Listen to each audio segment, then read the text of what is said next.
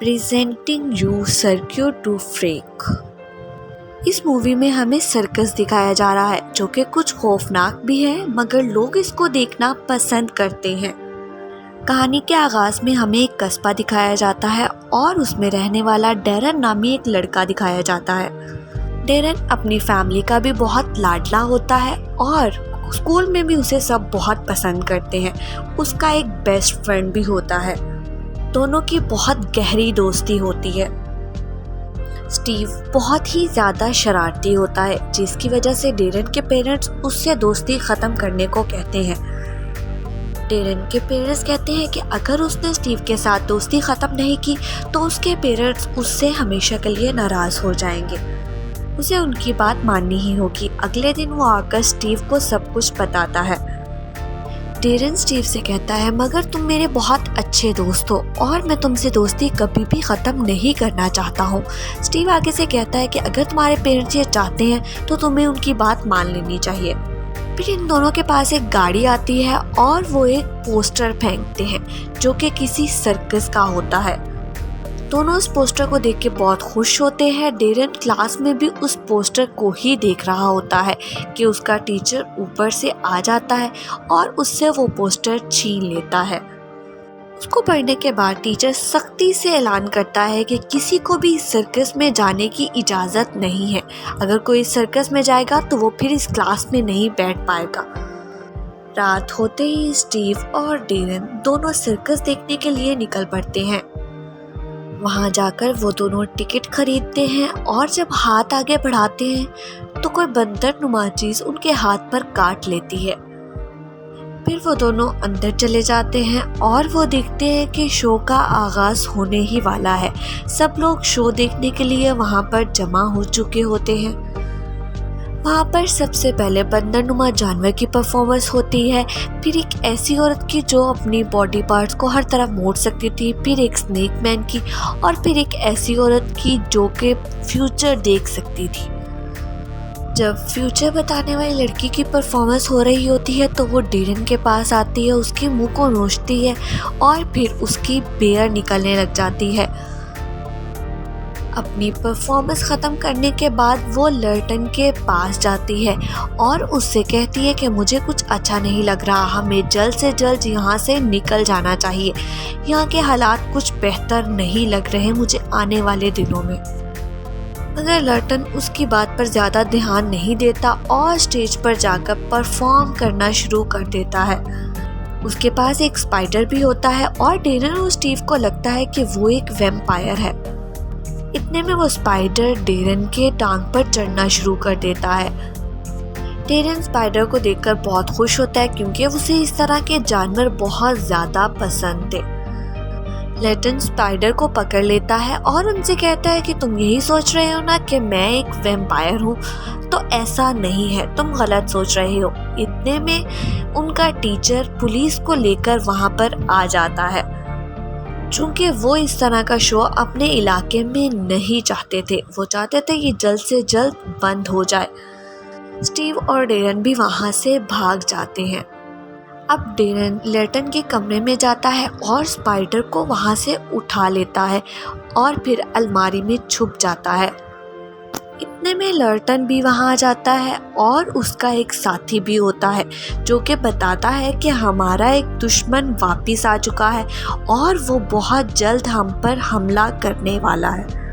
और वो कहता है कि हमें अपने दिफा में पहले से कोशिश कर लेनी चाहिए। इतने में स्टीव भी वहाँ आ जाता है। वो कहता है कि मैं जानता हूँ कि आप लोग वैम्पायर हो।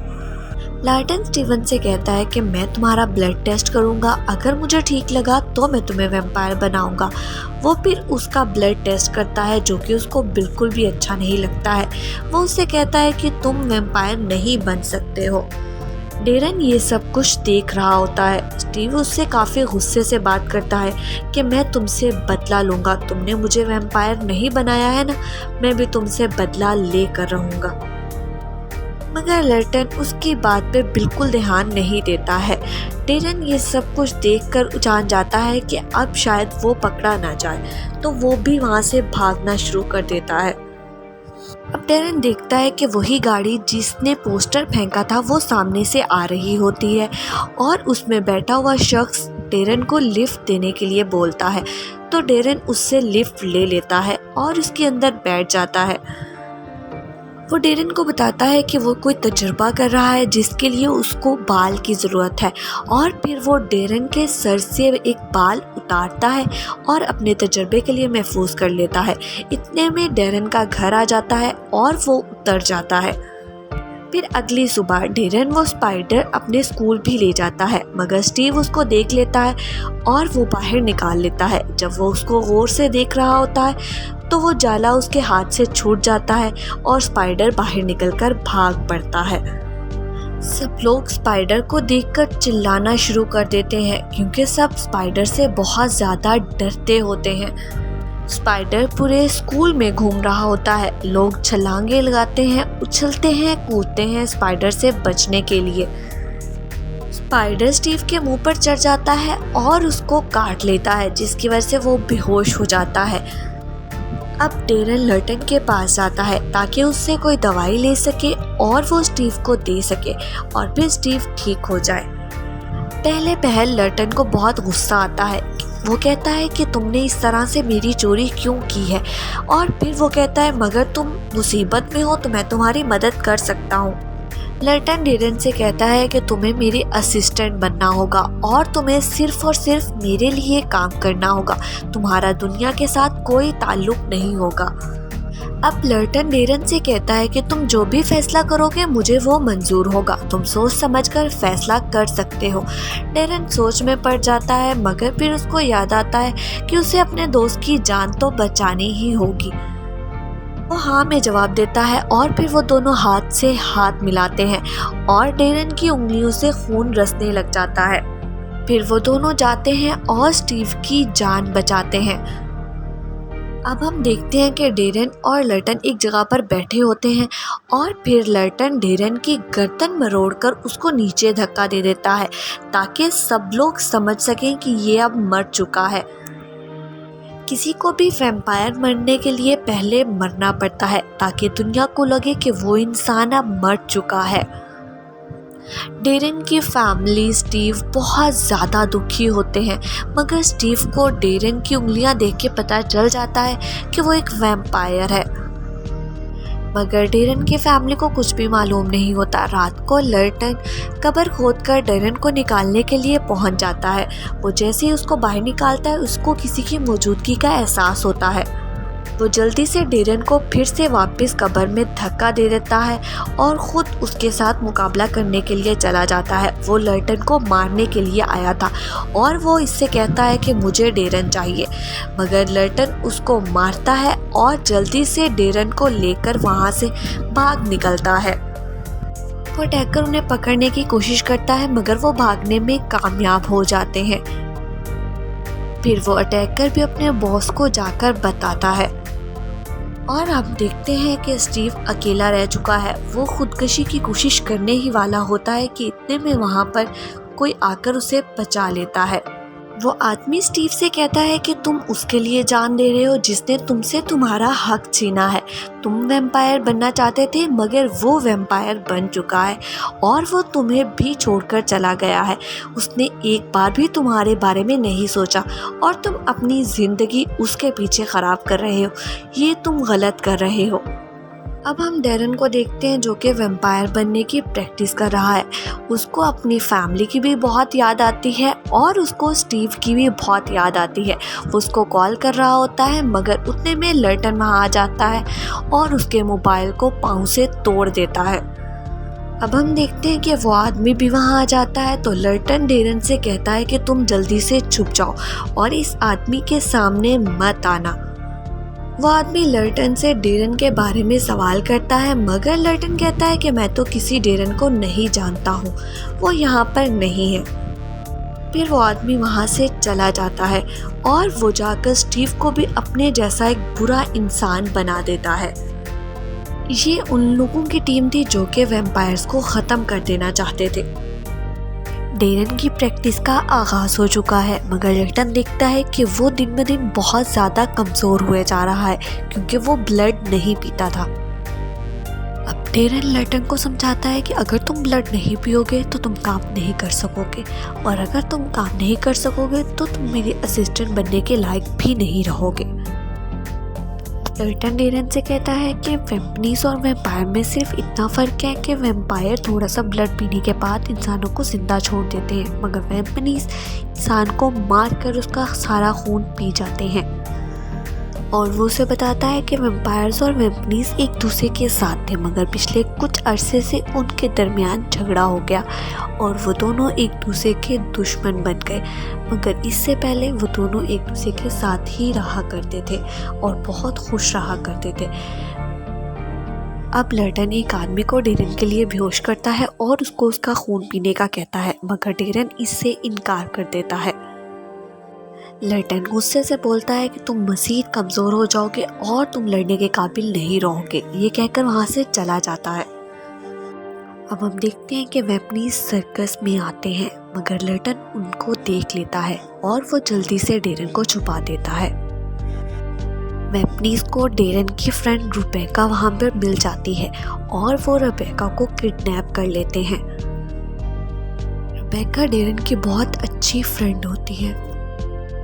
रुबेका के जाने से रुबेका के बाकी साथी बहुत उदास हो जाते हैं। अगली सुबह जब डेरन सर्कस जाता है तो उसको बताया जाता है कि रुबेका को किडनैप कर लिया गया है।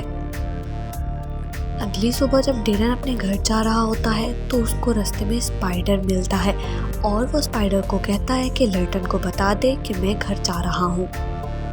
वो घर जाकर दिखता है कि उसकी पूरी फैमिली को किडनैप कर लिया गया है, मगर फिर डेरन देखता है कि उन लोगों ने डेरन के लिए एक मैसेज छोड़ा हुआ होता है, See you at the theater। Darren भागता हुआ उसी थिएटर में चला जाता है और लर्टन को स्पाइडर आकर डेरन का मैसेज पहुंचा देता है।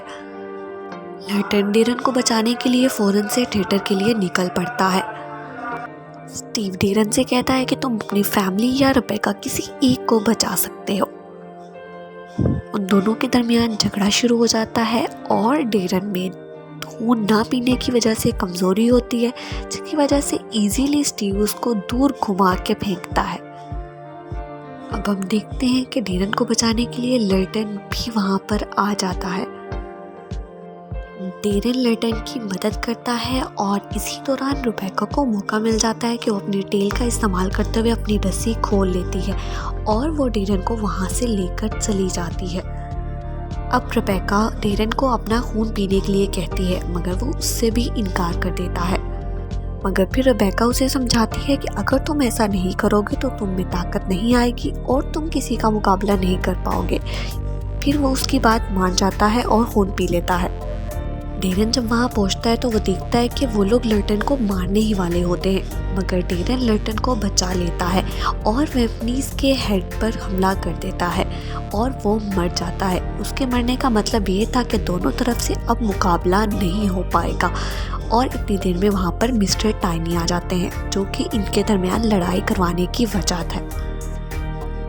स्टीव मिस्टर टाइनी को देखकर बहुत ज़्यादा खुश होता है और फिर डेरन देखता है कि अगर उसने स्टीव को ख़त्म नहीं किया तो ये जंग कभी भी ख़त्म नहीं हो सकेगी। वो उस पर हमला कर देता है, मगर मिस्टर टाइनी उन दोनों को रोक देता है और फिर वो स्टीव को अपने पास बुलाता है और वैम्पनीज का नया हेड मुकर्रर कर देता है, जिसकी वजह से स्टीव बहुत ज़्यादा खुश हो जाता है और वो पुराने हेड को एक जानवर की शक्ल दे देता है। फिर वो दोनों वहाँ से वापस चले जाते हैं।